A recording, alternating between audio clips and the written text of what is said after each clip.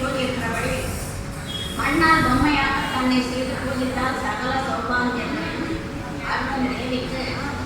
நவராத்திரியை 9 நாட்களுக்கு 9 படிகள் வைக்க வேண்டும். முதல் படியில் ஓரறிவுள்ள மரம் செடி கொடி பொம்மைகள்,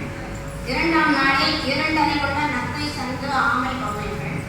3ஆம் நாளில் 3 அறிவுள்ள எறும்பு கரியான் பொம்மைகள், 4ஆம் படியில் 4 அறிவுள்ள நண்டு வண்டு பறவை பொம்மைகள்,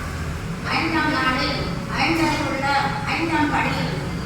5 அறிவுள்ள ஆடு மாடு சிங்கம் நாய் பொம்மைகள், 6ஆம் படியில் 6 அறிவுள்ள மனித பொம்மைகள், 7ஆம் படியில் மனிதனுக்கு மேம்பட்ட ரிஷிகள் முனிவர் பொம்மைகள், 8ஆம் படியில் தேவர்கள் நவகிரக பொம்மைகள், 9ஆம் படியில் பிரம்மா விஷ்ணு சிவன் மும்மூர்த்திகள் துர்கா லட்சுமி சரஸ்வதி ஆகிய முப்பெருந்தேவிகளை வைத்து வணங்கி உலகம் முழுவதும் சக்திமயம் என்று உணர்ந்து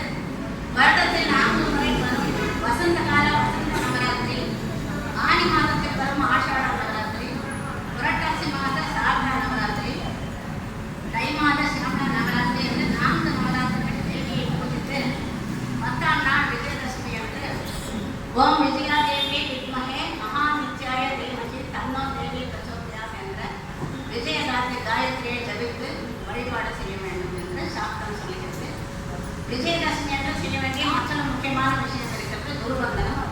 கம்ப்யூட்டர், டியூஷன், கராத்தே, டான்ஸு, பாட்டு, ஹேண்ட் ரைட்டிங், ஸ்டோரி டெல்லிங் மற்ற என்னென்ன கிளாஸ் போகிறீங்களோ அந்த குருக்களுக்கெல்லாம் முடிந்த அளவுக்கு பழங்காக்கு வச்சிலை வைத்து